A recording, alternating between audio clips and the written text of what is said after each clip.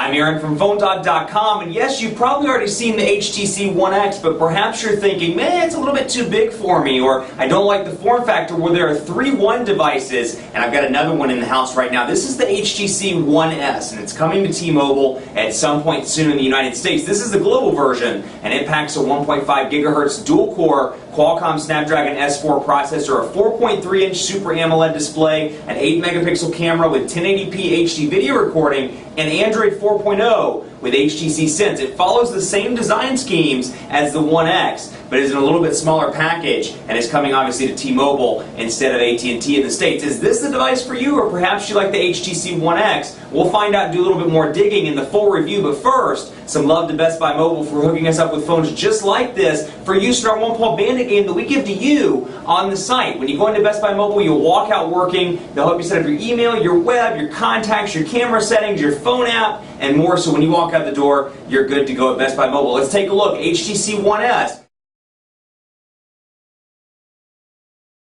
You know, despite different form factors, some different processor speeds, things like that, you do get some similar features, and one of those is in the camera. This thing has an 8-megapixel camera with 1080p HD video recording, and I'll bring over something like a, let's say a pen. I know I hate to use a pen, but that's all I have nearby. So we'll bring this over, for example. One of my favorite features that we originally saw in the One X and is available on this one as well is the burst shutter mode. So we can come in here and take a look, first of all, at settings. I can come over here and change the settings up and down. No real changes here. This looks kind of similar to previous versions of HTC Sense. You get the ability to turn the flash on and off, and the ability to do some different camera scenes. Now what I really like though, and of course you have the ability to switch to your video camera pretty quickly. What I like though is, let's say you're at a soccer game, perhaps your son's soccer game, your daughter's soccer game, or perhaps your brother, sister's soccer game, whatever, and you're taking pictures with your HTC One device. So I can come in here and it's a quick moving game. She's tossing the ball and then all of a sudden you see something you want to take a picture of. All you have to do is do this.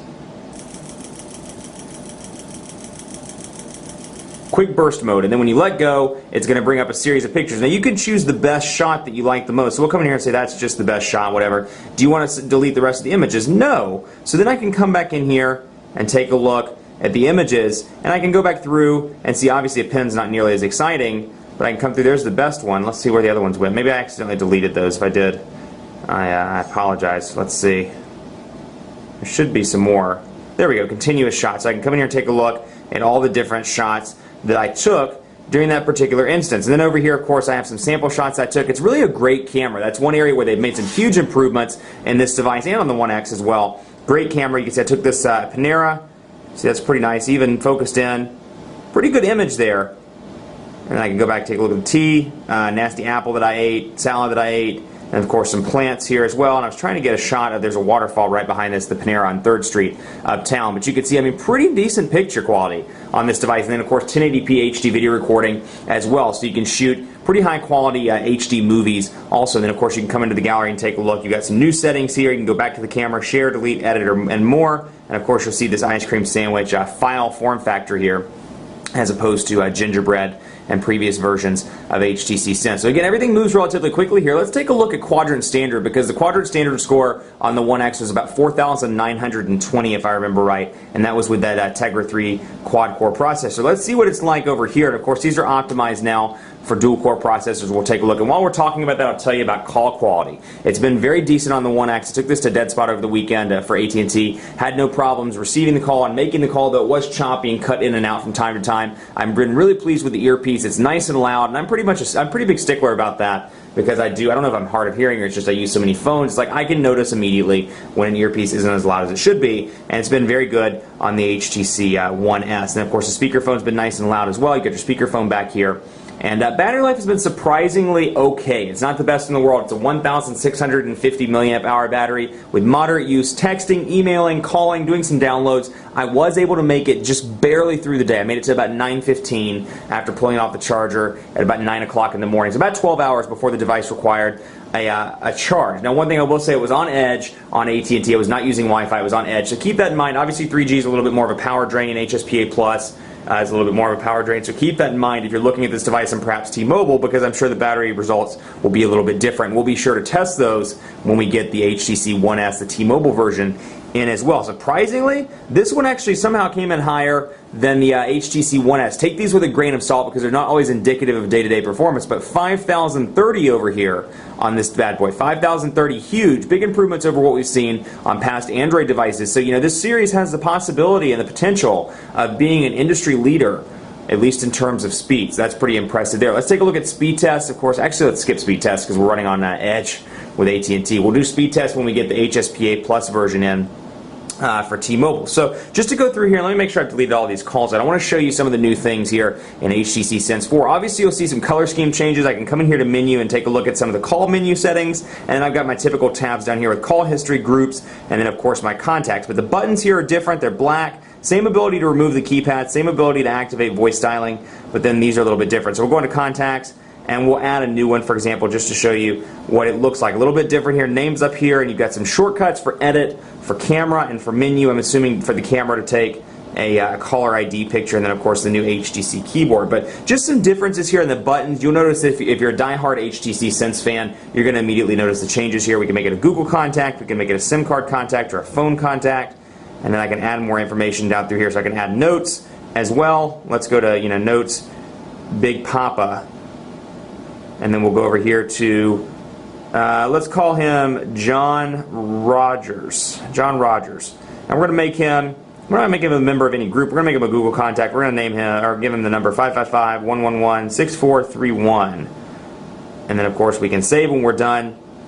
And then here's the contact. No, HTC does a great job when it comes to personal information management, though you'll notice here the interface, very similar to stock ice cream sandwich with the long picture here at the top. You've got the Google integration, the menu up top, and of course the mobile and the ability to text, some notes and more. And obviously if you had the address, all that information would be listed here along with the caller ID. This is what's cool. The thread is here. You can see messages, email, call history. You can see any updates with that person, and you can see gallery where that person may be tagged in pictures. So again, HTC continues to do a great job in Sense 4 with personal information management. They've really improved on that front, even more so than previous versions, Sense 3, Sense 3.5, and even Sense 3.6. So nice improvements there. The Play Store is obviously installed on this device. Android market is now called Google Play. You still get the same apps, music, books, and movies in the store. And you can, of course, download movies, rent those, download books, music, and apps. I don't really show you play a book, but it's there, and of course the transition effects are nice and fast. No real changes to the actual interface. So if you're familiar with the most recent version of the Android market prior to it changing over, no real differences here. You can see top paid, top free.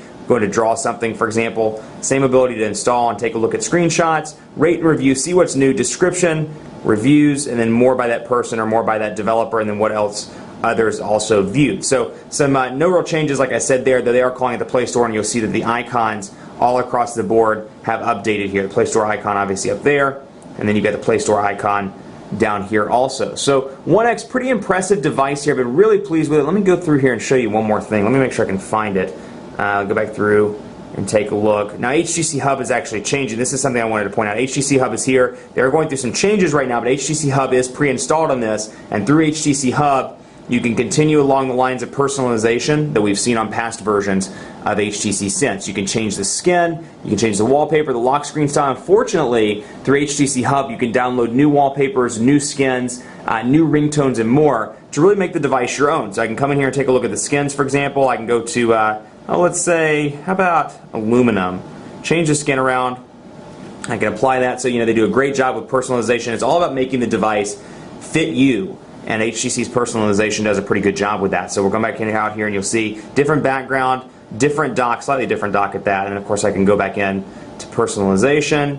And I can change the wallpaper and of course the lock screen style. Now, much like Sense 3.0, you'll see the typical ring format here that I can change the lock screen style to my personal favorite is productivity, because whenever somebody calls or texts or email, it all shows up on one screen. You can also do things like weather, which we've seen in past versions of HTC Sense. So when I turn it back on, you can see Charlotte's going to pop up, and I can see the weather.